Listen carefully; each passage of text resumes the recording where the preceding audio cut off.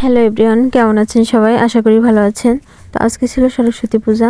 আজকে সারাদিন কী কী কাজ করলাম সেটাই আপনাদের সঙ্গে শেয়ার করতে আসলাম। তো সবার প্রথমে যে কাজটা করছিলাম সেটা হচ্ছে ঠাকুরের জন্য ঘর বানানো। এটা করছিলাম আমি অনেক রাতে, তখন 12টা বাজে। আর এই যে সকালবেলা আর একটু কমপ্লিট করছি, পাটকাঠি দিয়ে আর কি ঠাকুরের ঘরটা বানিয়েছি। আর সকাল সকাল উঠে কাকি সহ আমরা সবাই এই যে মন্দির পরিষ্কার করতেছিলাম। আর আমাদের ঠাকুর যেহেতু ছোট, কারণ আমাদের অল্প কয়েকজনের আয়োজনে পূজা হচ্ছে, তো এই জন্য ছোট্ট করে ঠাকুরের ঘর বানাচ্ছিলাম। তো তার জন্য আমাদের আলাদা কোনো বাজেট ছিল না, কাকির শাড়ি দিয়ে আর কি এটা করতেছিলাম। তো এই যে ঘর কমপ্লিট। আর তারপর পরই আমাদের মা চলে এসেছিল, মানে আমাদের সরস্বতী মাকে আনা হয়ে গিয়েছিল। তো তাকে মন্দিরে স্থাপন করার পর এইটাকে আরও একটু সুন্দর দেখানোর জন্য এই যে আমরা রং তুলি নিয়ে বসে পড়েছি অন টাইম প্লেট কাটার জন্য। এইটাতে রং করব আর এইটা দিয়েই ডিজাইন করা হবে। আর প্লেটগুলো রং করার পর এইটার উপর যে কী ডিজাইন দিব মাথায় আসতেছিল না, কিন্তু রং করার পর এটা শুকানো দরকার ছিল, কারণ এর উপর অন্য কোনো ডিজাইন করলে সেটা নষ্ট হয়ে যাচ্ছিল। তো সেই জন্য এই প্লেটগুলো নিয়ে রোদ্দুরে এই যে ভালো করে শুকিয়ে নিলাম। তারপর এর উপরে এই যে ডিজাইন করা শুরু করলাম। প্রথমে আঁকছিলাম হচ্ছে স্বস্তিক চিহ্ন।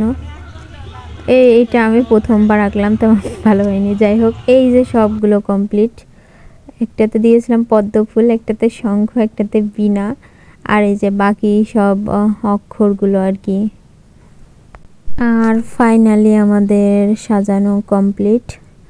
তো দেখে বলুন তো কেমন হয়েছে? আমার নিজের কাছে কিন্তু অনেক ভালো লাগতেছে। আর আপনাদের কাছেও কেমন লাগতেছে অবশ্যই কমেন্টে জানাবেন। আর এইখানে হচ্ছে আমার মার পিসি হচ্ছে রান্না করতেছিল ঠাকুরের জন্য লুচি সুজি এইসব আর কি। আর এইখানে আবার আমি শাড়ি সিলেক্ট করতে পারতেছিলাম না সরস্বতী পুজোয় পরার জন্য, এত কিছু মানে এখানে ছিল, তারপরে একটাও পছন্দ ছিল না। যাই হোক, পরে মায়ের একটা লাল শাড়ি পরে এই যে সবাই অঞ্জলি দিতে বসেছি। আমাদের ঠাকুর মশাইও দেখলাম চলে এসেছে। আর লাল শাড়ি পরার একটা কারণ ছিল, আমাদের বাড়ির যারা বউ আছে তারা পরেছিল লাল আর সাদা শাড়ি, আর আমাদের মেয়েদের বলেছিল তোমরা লাল শাড়ি পরো, ভালো লাগবে। তো তাদের জন্য আর কি লাল শাড়িটা পরা। যাই হোক, এইখানে যে আমাদের পূজা শুরু হয়ে গিয়েছিল। আর এই যে আমাদের ঠাকুরমশাই মন্ত্র পড়া শুরু করে দিয়েছিল, পূজাও শুরু হয়ে গিয়েছিল। আর তারপর আমরা সবাই অঞ্জলি দেওয়ার জন্য প্রস্তুত হচ্ছিলাম। আর দুঃখের বিষয় হচ্ছে অঞ্জলির পর আমাদের সবার কপালেই কলম উঠেছিল, কিন্তু আমরা সেটা ভিডিও করে আপনাদের দেখাতে পারলাম না। যাই হোক, এই যে পূজা শেষ, এখন হচ্ছে প্রসাদ বিতরণ করা হচ্ছিল। কিন্তু আমার অনেক খারাপ লাগতেছিল যে এত তাড়াতাড়ি পূজা শেষ হয়ে গেল। তার কারণ হচ্ছে রাত প্রায় 12:30-1টা পর্যন্ত ঠাকুরের এই ঘর বানিয়েছি, আবার সেটা সাজিয়েছি, আবার অন্য কত কাজ করেছি, কিন্তু হঠাৎ করে পূজা শেষ হইলে মানে অনেক খারাপ লাগে। যাই হোক, পূজার পর হচ্ছে এই যে ছাদে চলে গিয়েছিলাম একটু ঢং করার জন্য আর কি। মানে বহুদিন পর শাড়ি পরছি, ছবি তোলা ভিডিও করা এইগুলো না করলে কি হয়, তো সেই জন্যই চলে গিয়েছিলাম। আর আমাদের সন্ধ্যার সময় এই যে কীর্তন শুরু হয়ে গিয়েছিল, কারণ হচ্ছে আমাদের এইখানে সন্ধ্যার দিকে কীর্তন করে তারপর হচ্ছে সবাইকে খিচুড়ির প্রসাদ দেওয়া হয়, সাথে অন্যান্য মিষ্টি দেওয়া হয়। তার আগে শুধু এমনি যে সব প্রসাদ ঠাকুরের এখানে থাকে শুধু ওইগুলোই দেওয়া হয়।